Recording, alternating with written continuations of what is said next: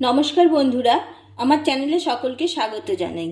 আজকে নিয়ে চলে এলাম পুজো স্পেশাল রেসিপি, স্বাদে গন্ধে অতুলনীয়, সম্পূর্ণ নিরামিষ পদ্ধতিতে বানানো চানা মশলা রেসিপি। এইভাবে বানালে দুর্দান্ত স্বাদ হয় বন্ধুরা, একবার এইভাবে বানিয়ে দেখুন।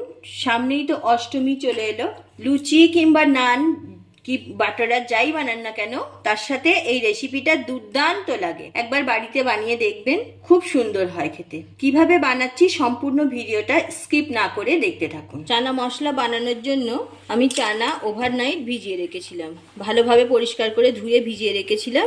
এবারে জলটা ফেলে দিচ্ছি। দেখুন কড়াইগুলো ভিজে কতটা বড় বড় হয়ে গেছে। এবার একটা প্রেসার কুকারে সিদ্ধ করে নেব। প্রেসার কুকারে কড়াইগুলো দিয়ে দিয়েছি। একটা আলু খোসা ছাড়িয়ে হাফ করে কেটে নিয়েছি, চানার সাথে আলুটা সিদ্ধ করে নেব। 1 চামচ নুন দিয়ে দিচ্ছি, অল্প একটু হলুদ দিয়ে দিচ্ছি, পরিমাণ মতো জল দিচ্ছি। এবার ঢাকনা বন্ধ করে 5টা সিটি দিয়ে নেব। চানার কড়াইটা সিদ্ধ হতে হতে আমি একটা মশলার পেস্ট বানিয়ে নিচ্ছি। 1 চামচ নিয়ে নিয়েছি পোস্ত, মগজদানা 1 চামচ, চালমগজ, কয়েকটা ভাঙা কাজু দিয়ে দিচ্ছি। এগুলো আমি একটা পেস্ট বানিয়ে নেব। পেস্ট বানানো হয়ে গেছে, দেখুন একটা স্মুথ পেস্ট বানিয়ে নিয়েছি। এটা আমি একটা বাটির মধ্যে নামিয়ে নিচ্ছি।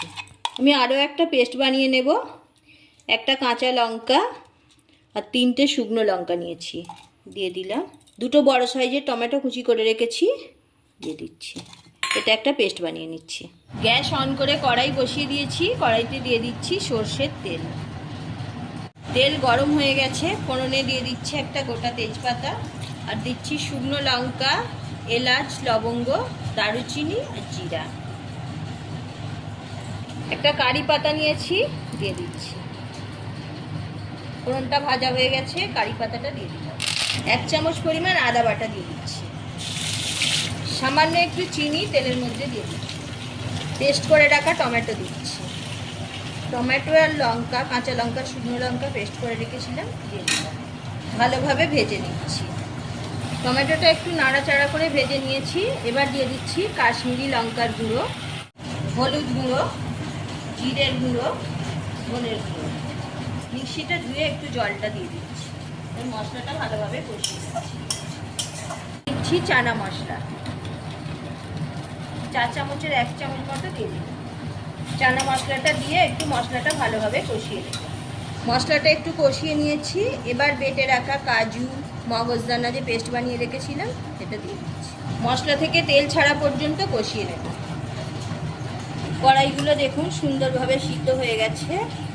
দেখুন প্রত্যেকটা গোটা গোটা আছে, একটু চাপ দিলেই দেখুন একদম গলে যাচ্ছে। কড়াইয়ের সাথে যে আলুটা দিয়েছিলাম, আলুটা তুলে নিলাম। মশলাটা কষানো হয়ে গেছে, মশলা থেকে তেল বেরিয়ে গেছে। এবার আমি দিয়ে দেবো ফেটিয়ে রাখা টক দই। টক দইটা দিয়ে আরও কিছুক্ষণ কষিয়ে নেব। আমি সম্পূর্ণ নিরামিষ পদ্ধতিতে চানা মশলা বানাচ্ছি। আপনারা চাইলে পেঁয়াজ দিয়েও বানাতে পারেন, সেক্ষেত্রে গরম মশলার ফোড়ন দেওয়ার পরে পেঁয়াজটা ভেজে নেবেন। খুব সুন্দরভাবে মশলাটা কষানো হয়ে গেছে। এবার সিদ্ধ করে রাখা কড়াইগুলো দিয়ে দিচ্ছি। মশলার সাথে কড়াইটা একটু কষিয়ে দিচ্ছি। চানাটা সিদ্ধ করার সময় আমি নুন দিয়েছিলাম, এবার একটু নুন দিয়ে দিচ্ছি। নুনের পরিমাণটা বুঝে দিতে হবে। সিদ্ধ করে রাখা আলুটা একটা গ্রেটার দিয়ে গ্রেট করে দিচ্ছি। আপনারা চাইলে ম্যাশ করেও দিতে পারেন। আলুটা এইভাবে দিলে গ্রেভিটা ভালো হয়। আলুটা ভালোভাবে মিশিয়ে দিচ্ছি। সুন্দর একটা কালার এসে গেছে। চানাটা দিয়েও ভালোভাবে কষানো হয়ে গেছে। এবার পরিমাণ মতো জল দিয়ে দিচ্ছি। জলের পরিমাণটা আপনারা বুঝে দেবেন, যেমন গ্রেভিটা রাখতে চাইবেন সেই মতো জলটা দেবেন। টকবক করে ফুটছে, কয়েকটা কড়াই আমি খুন্তি দিয়ে চেপে চেপে ভেঙে দিচ্ছি। সামনেই তো অষ্টমী চলে এলো, আর কদিন পরেই অষ্টমী। অষ্টমীর দিন কিংবা ষষ্ঠীর দিন এইভাবে সম্পূর্ণ নিরামিষ পদ্ধতিতে আপনারা চানা বানিয়ে নিতে পারেন। রেসিপি ভালো লাগলে অবশ্যই লাইক, শেয়ার, কমেন্ট করতে ভুলবেন না। যে সকল বন্ধুরা নতুন এই রকমই নিত্য নতুন রেসিপি পেতে চ্যানেলটা সাবস্ক্রাইব করে পাশে থাকুন। পাশে থাকা বেল আইকন প্রেস করুন। চানা মশলা রেডি হয়ে গেছে। গ্রেভিটা আমি এইরকমই রাখবো। কসৌরি মেথি নিয়েছি, দিয়ে দিচ্ছি। দিয়ে দেবো ভাজা মশলার গুঁড়ো। এটা জিরে আর গরম মশলা ড্রাই রোস্ট করে গুঁড়ো করে রেখেছিলাম। ভালোভাবে মিশিয়ে দিচ্ছি। গ্যাসের ফ্লেমটা অফ করে দিচ্ছি। দুটো কাঁচা লঙ্কা চেরা উপর থেকে দিয়ে দিলাম। দেখতেই পাচ্ছেন কত সুন্দর চানা মশলা তৈরি হয়ে গেল। তো এইভাবে বানিয়ে আপনারা লুচি, পরোটা, নান কিংবা যে কোনো পুরির সাথেই খেতে পারবেন। আজ এই পর্যন্ত। ভালো থাকুন, সুস্থ থাকুন। সম্পূর্ণ ভিডিওটা দেখার জন্য অসংখ্য ধন্যবাদ। পুজো আপনাদের সকলের ভালো কাটুক। আবারও দেখা হচ্ছে অন্য কোনো এপিসোডে।